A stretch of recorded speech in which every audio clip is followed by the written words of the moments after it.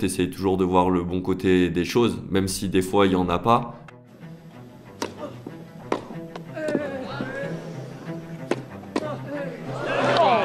Don't believe it. Unbelievable bit of hand skill. Et là au tie-break, je me dis en fait là, mon vol ça va être short parce que je dois passer à l'hôtel, je dois faire ma valise. Donc en fait je suis presque plus concentré sur comment je vais faire pour avoir mon vol que sur la finale. La balle assez tôt. Ah, c'est bien joué. Oh là là. Ouais, bien, hein, il a une vraie couverture. Plus des membres me diraient est-ce que je vais y arriver et c'est dur parce que tu vois moi j'ai stagné 4 ans aux alentours de la 500e place. J'ai toujours dit à mes parents écoutez si à 27 ans je suis toujours 500e mondial, j'arrêterai. Évoluer au sein du circuit professionnel de tennis est un vrai parcours du combattant. Les débuts c'est dur parce que sur le plan financier une saison ça coûte cher. Moi je suis convaincu que quand tu as une vision et tu te vois quelque part, tu connais pas le laps de temps mais tu y arrives un jour ou l'autre.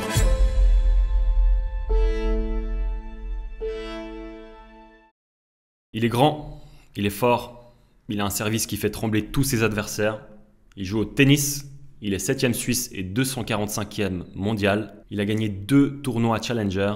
Aujourd'hui, mes amis, j'ai le plaisir d'accueillir Antoine Bellier. Antoine, bienvenue. Merci, écoute, merci de me recevoir avec plaisir. C'est cool, on se tourne un peu autour depuis un certain temps maintenant. Merci à John qui a fait le manager et qui a coordonné le tout. T'es de retour là ces prochains jours pour les vacances d'hiver, c'est ça? Bah écoute, là j'ai un changement de structure. Je m'entraînais avant dans le sud de la France à Cannes. Je vais m'entraîner maintenant à Lyon, c'est un peu plus proche d'ici. Voilà, et maintenant j'en profite. Là c'est mois de novembre, c'est toute notre pré-saison. Ouais. J'en profite pour rentrer chez moi un peu les week-ends, voir mes amis, voir ma famille, prendre du temps. Quand la saison est lancée, c'est vrai qu'on voyage beaucoup, donc on a un peu moins de temps pour ça. Ouais. Donc voilà, ouais, je suis un peu plus un peu plus tranquille. On va parler aujourd'hui de plusieurs thèmes. On va aborder d'abord les prémices, ton enfance, comment t'en viens au tennis. On va parler de la gestion de l'entourage. C'est pas facile quand on voyage autant de pas perdre en fait les connexions sociales, que ce soit avec ta famille ou tes amis. J'ai envie de savoir un peu comment tu gères ça, le fait d'être toujours loin, toujours en déplacement, t'entraîner dans d'autres pays. On va parler de tes adversaires. Ça m'intéresse de savoir comment tu prépares un tournoi, comment tu prépares un certain match contre Bautista Agut par exemple. On va parler aussi d'argent, parce que c'est vrai que tu évolues entre la 150e et la 300e place mondiale. Nous, on a l'habitude de voir des salaires extraordinaires, avec des prize money incroyables, que ce soit Nadal, Federer ou Djoko. Et c'est pas le cas au-delà de la 100e place mondiale, alors que ça reste l'élite tennistique. Ça m'intéresse, savoir un peu comment tu gères, comment tu approches les sponsors, comment en fait, quelles sont tes dépenses sur une année de tennis. On parlera de ça, c'est intéressant. Puis on va parler aussi de Majorque, le tournoi ATP 250 où tu as fait un super résultat. Tu nous diras un peu plus comment ça s'est passé. Et puis enfin, on finira avec le dernier Challenger que tu as gagné à Munich il y a quelques mois. Contre un adversaire qui était allemand. Je sais que ça n'a pas été facile, mais ça m'intéresse de savoir un petit peu toi, ton ressenti par rapport à ça. Plein de sujets, c'est parti. Hein.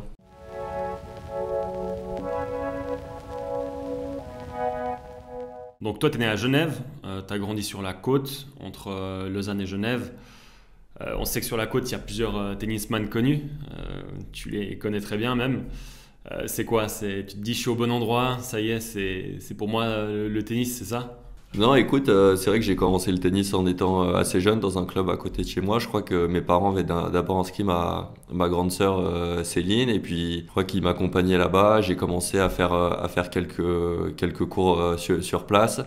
Je crois que ma petite sœur s'y est mise un peu, mais elle avait pas trop accroché. Et puis c'est vrai que j'ai fait pendant longtemps du foot et du tennis. Et à l'époque, c'était le cycle. C'est vrai que voilà, je commençais à être... j'étais pas trop mauvais au foot, j'étais pas trop mauvais au tennis, mais c'est vrai que je devais faire un peu un choix parce que j'avais envie d'être dans une école avec des horaires aménagés. Et c'est vrai que j'ai choisi le tennis à ce moment-là. J'adorais le foot, mais je sais pas, j'ai toujours eu un peu peur des blessures. Alors, on sait que c'est un athlète, il peut y avoir autant des blessures au foot qu'au tennis, mais c'est vrai que, disons qu'au tennis, ça peut être des blessures sur soi-même. Au foot, tu as quand même le contact. Et voilà, j'avais une passion pour les deux. Je me suis mis au tennis. Et voilà, du coup, après, j'ai eu un changement d'école. J'avais pas l'école le mercredi. Je commençais à 9h et je finissais à 15h. Donc, ça me permettait de m'entraîner l'après-midi. Puis là, c'était vraiment à ce moment-là où je me suis un peu plus lancé dans le tennis. Ce choix, tu le fais à quel âge? Te dire, je mise tout sur le tennis au détriment du foot. Si je dis pas de bêtises, je crois vers 14 ans, je pense quelque chose comme ça. Parce qu'ensuite j'avais fini le cycle et puis là en fait moi je voulais me lancer sur le circuit professionnel. Enfin tu sais il y a un tournoi, il y a un circuit pour les juniors et puis ensuite professionnel. Mes parents n'ont pas voulu, ils trouvaient quand même que c'était important que j'aie une maturité. Du coup je m'étais renseigné entre Genève, Lausanne. Enfin, en Suisse, mais il n'y avait pas vraiment d'université qui proposait vraiment des horaires aménagés. Des plans allégés, ouais. Voilà, des plans allégés qui te permettaient de quand même beaucoup t'entraîner, d'avoir une dose plus importante d'entraînement et puis de tournois. Du coup, à ce moment-là, j'ai fait le choix de faire le CNED. C'est un système français où en fait tu passes le baccalauréat par correspondance. Donc avec un de mes meilleurs potes, Sébastien Manta, qui joue aussi au tennis à cette époque-là, on s'est lancé les deux là-dedans. Donc en fait, on avait les cours de 8h à midi tous les jours. Et l'après-midi, on s'entraînait. Ça m'a permis d'avoir mon bac. Et quand je l'ai eu vers 17 ans, ensuite, je me suis vraiment lancé à 100% sur le tour. Quand j'ai eu mon bac, j'ai dit à mes parents, c'est bon, j'ai votre papier. Maintenant, laissez-moi me lancer à fond. Maintenant, avec le recul, je suis content que mes parents ils m'aient poussé à avoir ce papier parce que de un ça fait que aussi je jouais plus en Suisse parce que aujourd'hui je rencontre aussi des jeunes qui jouent le circuit junior. Ils ont 15 ans, ils ont déjà fait tous les pays du monde parce qu'ils ont beaucoup voyagé. On a la chance d'avoir quand même des très bons tournois en Suisse. Donc voilà, nous on a fait ce choix-là. Du coup, tous les week-ends, je jouais en tournoi, mais en Suisse. Ensuite, je rentrais le dimanche soir, j'avais l'école le lundi, le matin, l'après-midi, je m'entraînais et ainsi de suite. Donc, disons que jusqu'à ce que j'aie le bac, j'avais pas voyagé. J'ai fait qu'un seul tournoi junior de toute ma vie, un qui était en Suisse. Et voilà. Et puis maintenant, là, je vais entamer ma 10e année sur le circuit professionnel. Toi, de par ton expérience, est-ce que tu vois qu'il y a quand même une différence drastique entre la France et la Suisse? Peut-être la France où tu as des structures un petit peu plus professionnalisantes, où tu as un petit peu plus de moyens alloués pour l'éclosion de l'athlète. Et c'est pour ça que tu as fait notamment ce choix d'aller en France. C'est sûr que dans certains pays voisins, c'est pas qu'ils sont en avance, mais ils mettent peut-être plus de ressources là-dedans. Alors après, je sais que si on parle du tennis spécifique, par exemple la France, le fait qu'ils aient un tournoi du Grand Chelem, c'est une fédération plus riche, donc ils ont aussi peut-être plus de moyens d'investir dans des infrastructures. C'est vrai que lorsqu'on a le bac ou la matu, suivant notre niveau, il y a certains joueurs de tennis qui optent pour partir aux États-Unis, avoir une bourse là-bas. Mais c'est vrai que, en tout cas pour le tennis, je trouve que c'est pas si facile que ça de trouver un équilibre entre l'école et le sport. Par exemple, moi j'ai joué à Étoile Carouge au foot. C'est vrai que j'ai l'impression dans des sports co, des fois ils ont des arrangements avec les clubs, donc c'est peut-être un peu plus facile, peut-être que je me trompe, je connais pas assez. C'est vrai qu'au foot, la responsabilité, ou bien dans les sports co, la responsabilité est un peu plus divisée. Là, dans un sport individuel, tout repose sur toi. C'est toi qui dois aller un peu au combat et te battre pour avoir des allègements et plein d'autres choses. De un, et de deux, je trouve que certaines universités ou collèges, ils proposent des heures aménagées, mais c'est quand même un rythme très soutenu. Donc voilà. Quand tu fais ce choix de tout miser sur le tennis, tu optes pour le tennis. Est-ce que ce choix, il est dû au fait que tu penses que tu as plus de chances, plus de capacité plus de chances de réussir dans le tennis plutôt que dans le foot? Ou bien il y a plutôt cette vision de dire en tennis, je peux potentiellement plus éviter la blessure. Tandis qu'au foot, on sait qu'il y a beaucoup plus de contact et une grosse blessure pourrait faire que j'arrive pas à faire une carrière professionnelle. Ouais, je t'avoue que j'avais fait une liste pour ou contre avec mes parents parce que c'était vraiment pas évident comme choix parce que je sais que j'étais sélectionné pour faire les sélections suisses, tu vois, donc j'avais un niveau correct autant en tennis que foot parce que tennis, j'étais aussi dans les sélections suisses à Suisse Tennis à la fédération. Mais Comme ça, de mémoire, j'ai vraiment l'impression que le jour où j'ai fait le choix, c'est vraiment en fait, parce que je sais qu'une blessure grave, ça peut arrêter une carrière et je me suis vraiment dit, ouais, je crois que ce qui me dérangeait un peu au foot, c'était voilà que peut-être un adversaire soit pas content de faire un bon match et il te met une bonne semelle et il peut te mettre out 6 mois et puis après on sait que ça va vite aussi dans les sports co de ce côté-là. Ouais, donc c'est stratégique. Tu mets toutes les chances de ton côté pour réussir dans le tennis et le fait d'éviter la blessure, en est une. Aujourd'hui. Dans le sens, j'ai pas l'impression de dire tiens, est-ce que j'ai fait le bon choix ou pas, parce que voilà, je vis tennis et j'adore ça et je suis passionné, mais ça se peut que si j'avais choisi la voie du foot, j'aurais aussi eu une belle voie, comme peut-être pas, je sais pas, mais c'était vraiment pas évident de faire ce que j'aimais vraiment bien les deux. Tu sais qu'on a un pote en commun, Félix Svensson, qui lui avait commencé par le tennis à la base, avant de venir à l'athlétisme. Exact, ouais, en fait, moi je faisais partie de l'association régionale de tennis, et lui il était dedans. J'ai vu son podcast qu'il a fait avec toi, il parle de son père qui a été un super joueur de tennis. Je l'ai croisé de temps en temps son père, et on faisait des entraînements ensemble, il jouait bien, et après lui s'est orienté sur l'athlé. Il a des super résultats, donc c'est cool, je suis content pour lui. Ouais, c'est vrai que beaucoup de grands athlètes n'ont pas forcément commencé par le sport pour lequel on les connaît. C'est vrai que cette pratique multisport, surtout à l'enfance, elle est vraiment très importante. Est-ce que toi, tu as ressenti que le fait d'avoir pratiqué 2 sports, ça a permis de développer diverses capacités dans un sport et dans l'autre, et tu as pu créer des ponts entre les 2 pratiques? Tu penses que ça t'a été bénéfique? Ouais, c'est ce que tu dis. Je pense que le tennis est un sport moins cardio que le foot. Mais par exemple, j'ai toujours senti que j'avais un cardio dans la bonne norme sans en faire tant. Parce que par exemple, quand j'étais plus jeune, la semaine, je m'entraînais au tennis et quelques entraînements de foot. Et puis le week-end, on avait les matchs. Donc tu entretiens ce cardio. Mais je pense que quand tu es jeune, c'est important d'explorer des nouveaux sports. Tu sais jamais, tu te dis bien, ce sport-là, il me tente peut-être pas trop, et puis finalement t'accroches bien. Même encore aujourd'hui, il y a mon pote Omar qui est là, de temps en temps je vais jouer au basket avec eux. Je trouve que c'est toujours intéressant de toucher à différents sports, parce que tu apprends certaines choses. Moi je fais pas du tout de sport de combat, mais je trouve que quand tu rencontres des gens qui font du sport de combat, toute l'approche psychologique elle est intéressante. Donc je trouve que il y a plein de sports différents, mais en même temps tous ces sports ont des choses en commun, et même si on fait pas le même sport, avec des simples discussions on peut utiliser une approche ou des choses pour notre sport, alors que ça se peut que c'est des sports totalement différents. Donc ça je trouve intéressant, mais je pense que quand tu es jeune, plus tu fais de sports différents, plus tu es actif, plus après tu as de cartes en main, tu vois. Il y a des joueurs de tennis, quand ils étaient plus jeunes, ils ont fait du ski, est-ce que c'est une coïncidence ou pas, mais tu vois, sur les jambes, ils ont des appuis qui sont plus stables. Donc voilà, je pense que quand tu es jeune, plus tu fais de sport, plus c'est ouais.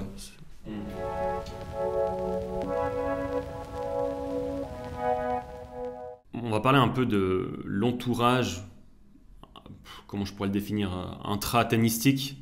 On sait que le tennis, à ton niveau, c'est un petit monde. Sur le circuit, vous connaissez plus ou moins tous. Toi, est-ce que tu as eu une source d'inspiration, un adversaire ou bien un tennisman qui t'a inspiré, qui a participé aussi à ta formation? Je t'avoue que moi j'ai eu la chance de l'endroit où je m'entraînais quand j'étais plus jeune. Dans le même club, il y avait Joe-Wilfried Tsonga, Gaël Monfils, Stan Wawrinka qui s'entraînaient. Du coup, pas que tu les côtoies, mais tu les vois s'entraîner, donc forcément tu les suis un peu plus. Après, j'ai jamais vraiment eu l'impression d'avoir vraiment un idole et quelqu'un que je regardais vraiment. Après, voilà, depuis quelques années, j'ai changé moi mon style de jeu, j'ai un jeu plus offensif. Ouais, t'es super agressif, tu montes beaucoup au filet quand même. Exact. Du coup, je regarde, c'est un tennis qui s'est un petit peu perdu, donc je regarde des vidéos, pas d'une autre époque, mais plus des années 2000 et avant, et du coup, je me suis intéressé à des personnes que peut-être aujourd'hui on connaît moins. Pete Sampras, t'as Edberg, t'as Pat Cash, Goran Ivanovic, du coup, t'as vraiment plein de joueurs. T'as Guy Forget qui était gaucher, qui faisait service volé, tu vois, donc... Qui montent tous à la volée.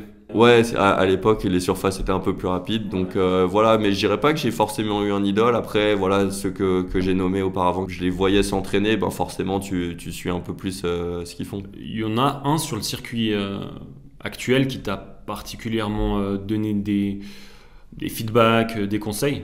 Non, pas spécialement. Après, c'est vrai que Jo-Wilfried Tsonga, ben, maintenant je m'entraîne à Lyon, c'est la structure qu'il a montée. Et Gaël Monfils, c'est disons les deux que j'ai eu la chance de plus les côtoyer. Et chaque fois que je leur ai demandé des avis par rapport à mon jeu ou des conseils, ils ont toujours répondu présent, ils ont toujours pris le temps de me répondre. Quand je les ai connus, les deux, ils étaient en pleine carrière, donc ils étaient tout aussi occupés. Mais en tout cas, je trouve que c'est deux personnes qui transmettent, qui sont dans le partage, et c'est vachement agréable. Ça, je pense que c'est super important pour des jeunes qui aspirent à faire une carrière professionnelle. Le fait d'avoir presque des mentors ou des inspirations comme ça qui soient en plus super accessibles, je pense que ça doit donner un boost de motivation incroyable. Ouais, non, franchement, bah, ce qui est agréable, c'est que, comme je t'ai dit, tu vois, ils sont accessibles. Quand tu as des questions, surtout, ils sont là, en fait.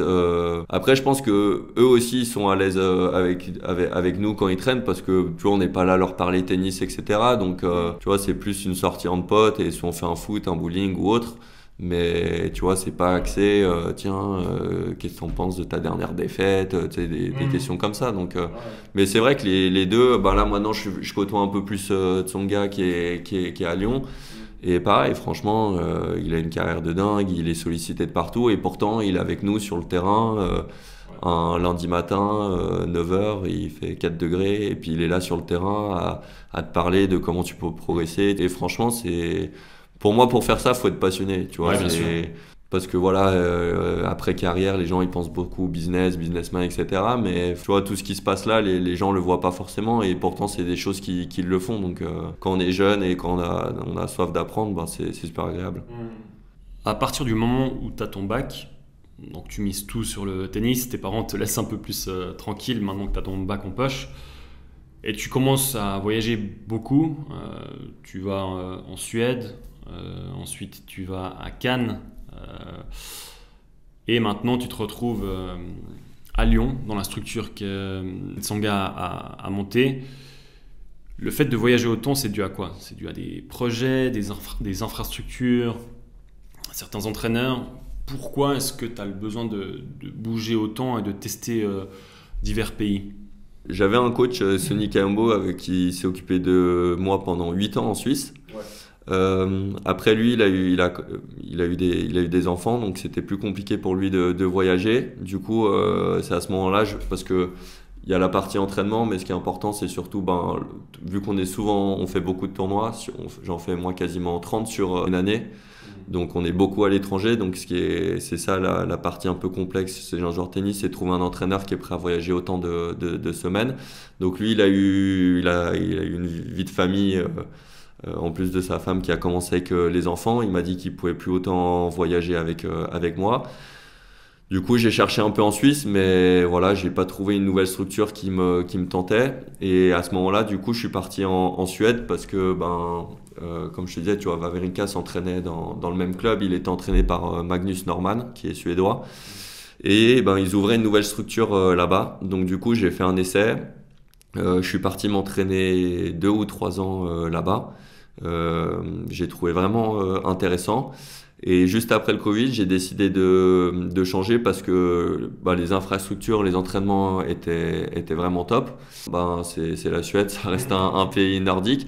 Et du coup, je voulais trouver un club parce que à peu près 70% de nos tournois se jouent en extérieur. Ouais, plus difficile à s'adapter. Toi, tu l'as ressenti vraiment? Je ressentais le fait que des fois, je faisais des super semaines là-bas et on jouait indoor parce que le temps le permettait pas. J'arrivais en tournoi et puis d'un coup, tu joues, tu as le soleil, le vent. Même si c'est pareil pour les deux, tu vois, le fait d'avoir joué un indoor la semaine d'avant, je trouvais que j'avais du mal à m'adapter. Est-ce que quand il y a du vent, les trajectoires sont vraiment changeantes? Ouais, ça change. Je pourrais pas le jeu est un peu plus lent. Ouais. Et puis c'est juste différent. C'est une question d'habitude. Tu t'y habitues vite, mais je trouve que si tu joues tout le temps en indoor, si tu joues en extérieur, ça change, alors que finalement quand tu t'entraînes tout le temps à l'extérieur, quand tu passes en indoor, ben finalement c'est un peu plus facile. Donc ouais, j'ai fait ce choix-là, je suis parti à Cannes. J'avais un bon pote du circuit, Hugo Grenier, qui s'entraîne à Cannes. Il me l'a conseillé et pareil, j'ai été faire un essai. Donc là-bas, pour te dire, tu vois, les cours couverts, c'est juste un toit, c'est ouvert sur les côtés. Il fait beau toute l'année. Donc j'ai fait 3 ans là-bas et puis j'ai arrêté en novembre de cette année. Et là, j'avais envie en fait de me rapprocher un peu de Genève. J'ai adoré Cannes, j'ai adoré la structure d'entraînement. Depuis que j'étais arrivé là-bas, j'ai vraiment eu une progression fulgurante. Mais voilà, c'était quand même la réalité que quand je rentrais des tournois, étant donné que j'étais pas né là-bas et que j'avais, à part mon pote Hugo, j'avais pas vraiment d'amis dans le sud de la France. Donc c'est vrai, quand je rentrais de tournois de longue tournée... Ça t'a affecté, toi, le fait d'être loin de ta famille toutes ces années? Alors bien sûr, tu as quand même ce contact social avec les entraîneurs et puis tes coéquipiers d'entraînement, mais c'est pas ta famille ni des amis.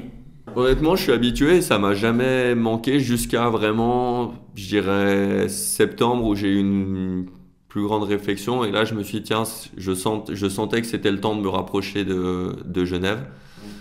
Mais sinon, avant ça, non, ça m'a jamais vraiment créé un manque. Désolé papa, désolé maman, mais non, je trouve que je l'ai assez bien géré. Même mes amis, bon, j'ai la chance que même parfois ils étaient libres, ils ont fait des tournois, ils m'ont suivi en tournoi, etc. Quand ils étaient encore à l'Uni, ils avaient plus de semaines de vacances. Maintenant, qui sont dans le monde du travail, dans la rat race. Voilà, ils doivent poser les 4-5 semaines, donc les jours sont un peu plus comptés. Ouais, c'est soit Ibiza, soit toi. C'est un peu ça, mais du coup non, honnêtement j'ai vraiment bien géré, je trouve. Et voilà, je pense que tes envies et tes besoins de quand t'as 22 ans sont pas les mêmes que quand t'as 27, et seront pas les mêmes que quand t'as 35, et sont pas les mêmes que quand t'as 15 ans. Donc, mais disons que jusqu'à là, j'avais plutôt bien géré, et puis j'avais pas autant eu ce sentiment de manque.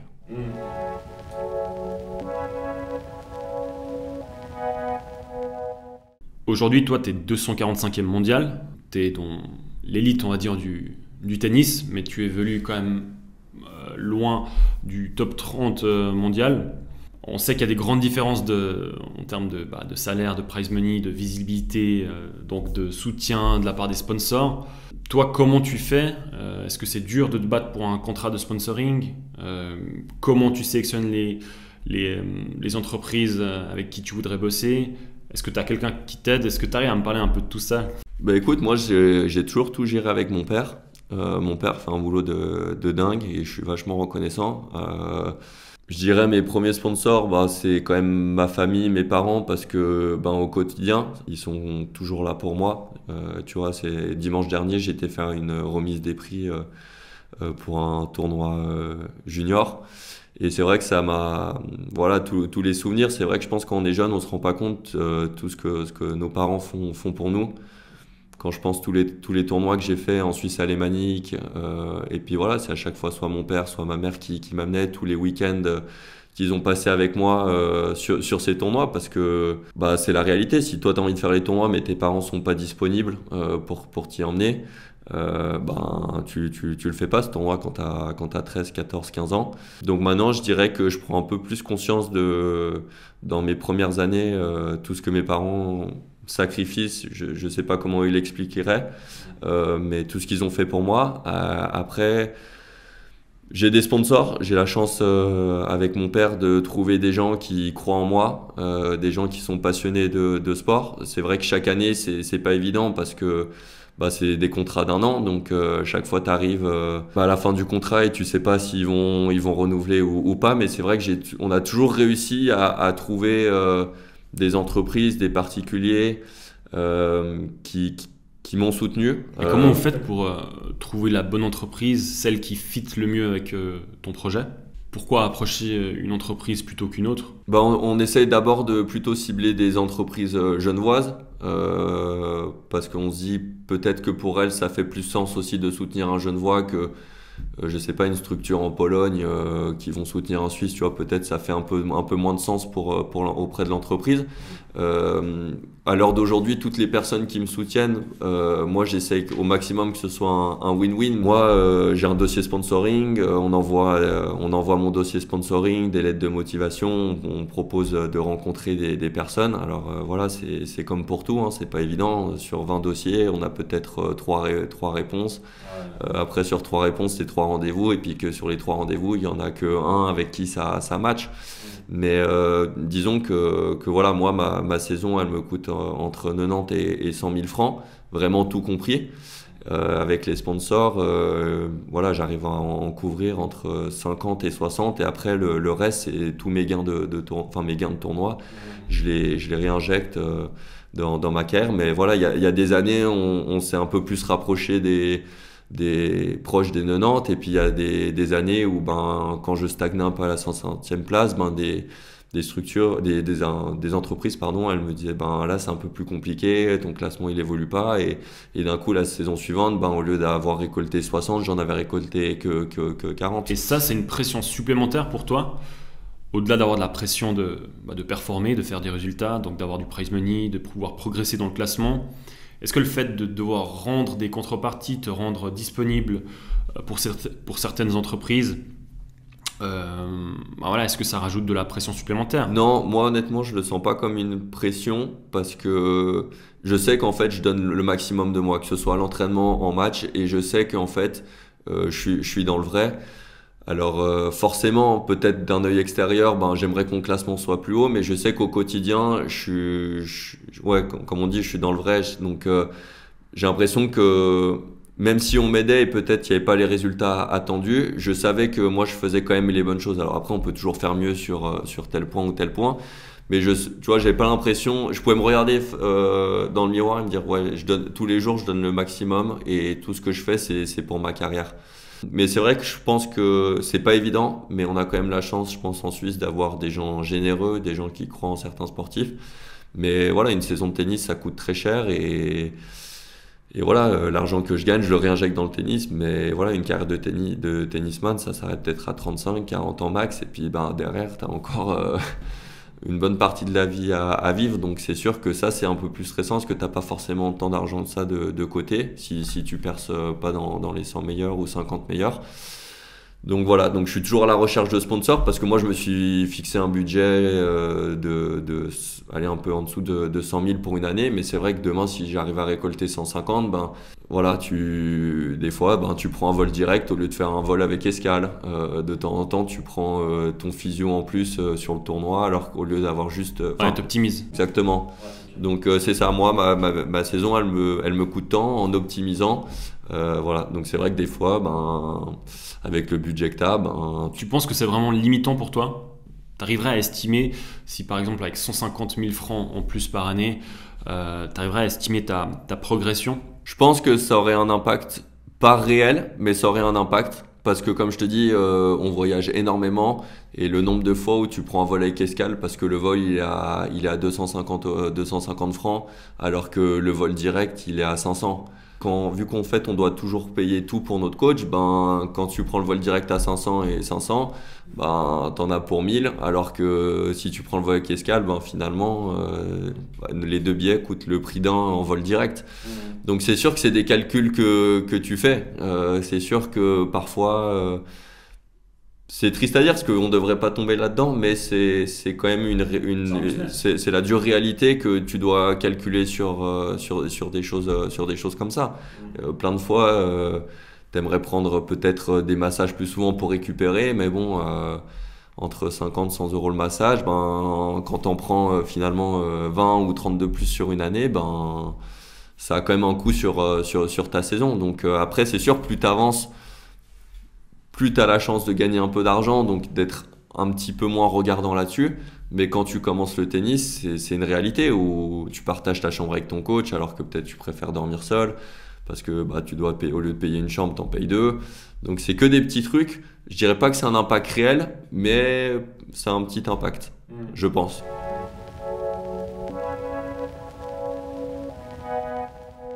On va parler un peu plus d'aspect psychologique du tennis. On sait que c'est un sport qui engage beaucoup, qui demande beaucoup de mental.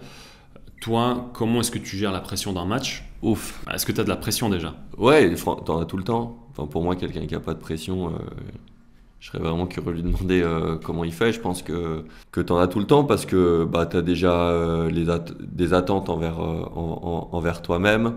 Tu vois ce qu'on discutait avant, quand tu participes à des plus gros tournois, le prize money dans un tournoi, c'est pas tabou. Tu sais exactement à chaque tour combien tu peux gagner. Donc quand tu arrives un peu là-dedans et d'un coup c'est des sommes que tu n'as pas l'habitude de gagner, tu as conscience que tiens, si je gagne ce match en plus, ça me fait tant en plus. Tu as aussi les points. Non, moi je trouve que tu as tout le temps de la pression, peu importe le match que tu joues, parce que tu peux dire ah, tiens, je joue un adversaire sur le papier qui est moins fort que moi, je suis censé gagner. Tu joues un adversaire beaucoup plus fort, limite tu as l'impression de dire j'espère que je vais pouvoir gagner, ou que j'espère pas pas prendre 2-7 secs.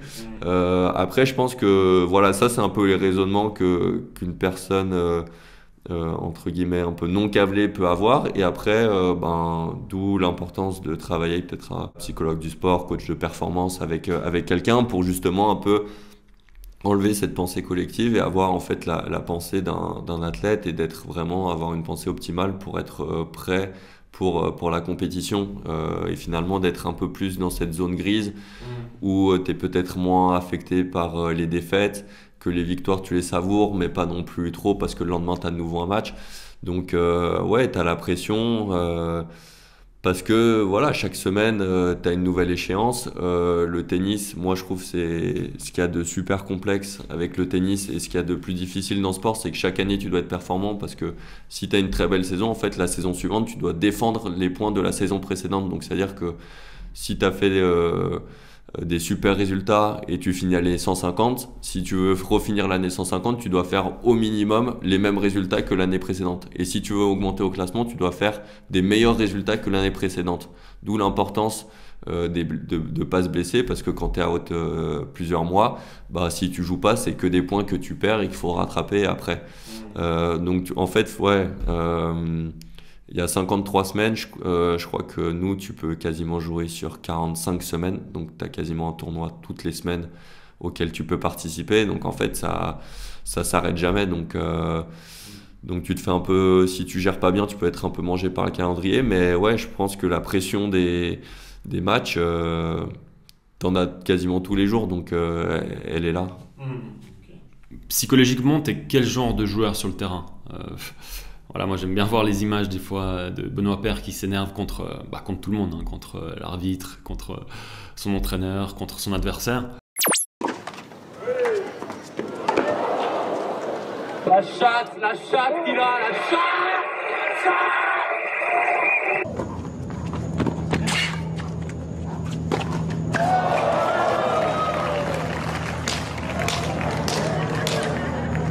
Game Baghdadis.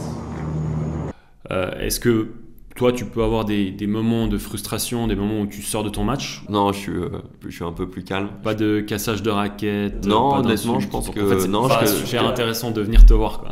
Non, c'est sûr que si tu veux du show, que je casse des raquettes, que je crie sur tout le monde, non, c'est sûr, faut pas venir me voir. Mais ouais, non, je pense que je suis plutôt calme parce que je m'énerve pas trop.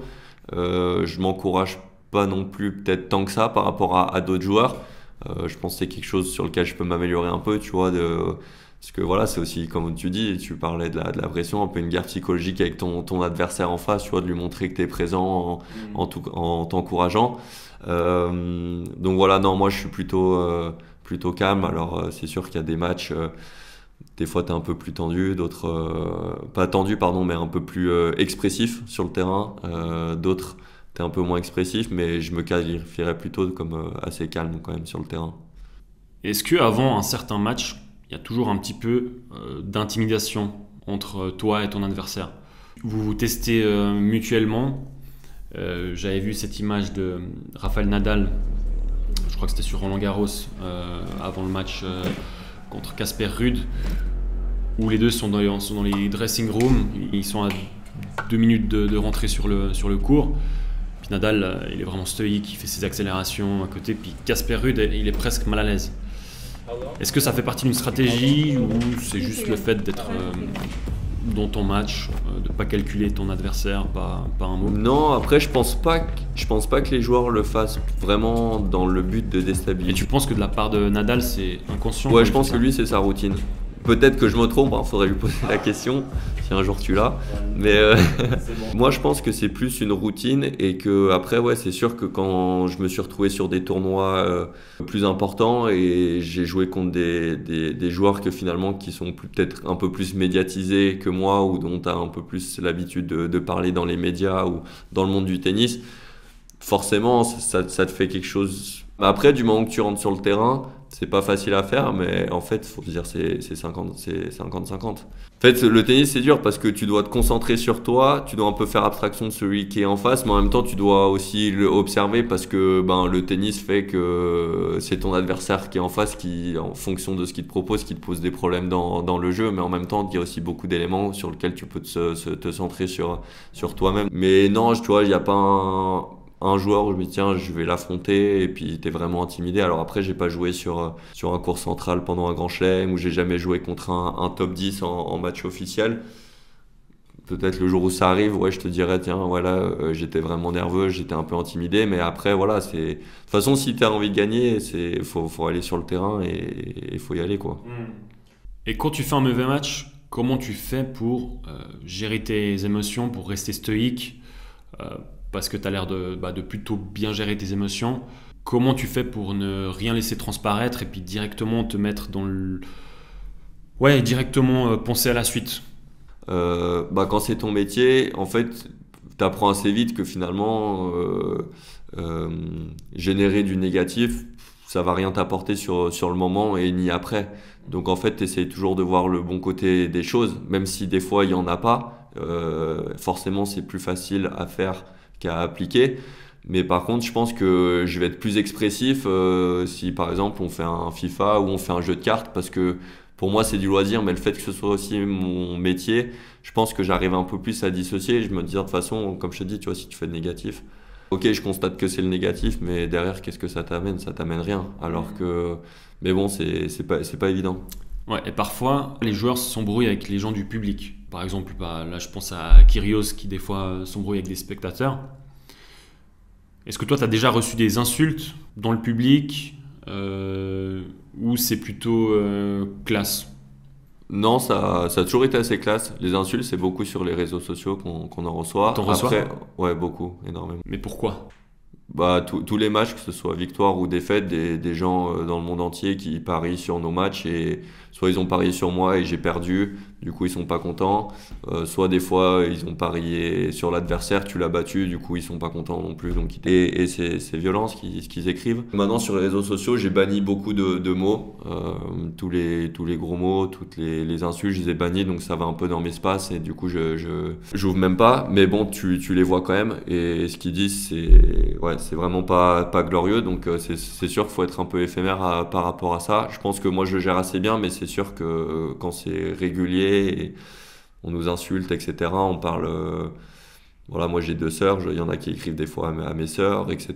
Et les gens vont loin, et puis ils souhaitent vraiment des choses, ils disent qu'ils vont te retrouver, enfin, qu'ils vont te tuer, enfin, on va pas rentrer dans les détails, mais voilà, c'est ça. Mais après, dans le public, je pense que moi j'aime bien la NBA, je suis la NBA, c'est sûr que le tennis, c'est... Un ancien, il va dire le tennis, c'est un sport de riches. Donc les gens, ils sont aussi peut-être un peu plus pudiques, exactement. Donc c'est vrai que dans le tennis, on est habitué à ce qu'il n'y ait pas un bruit, etc.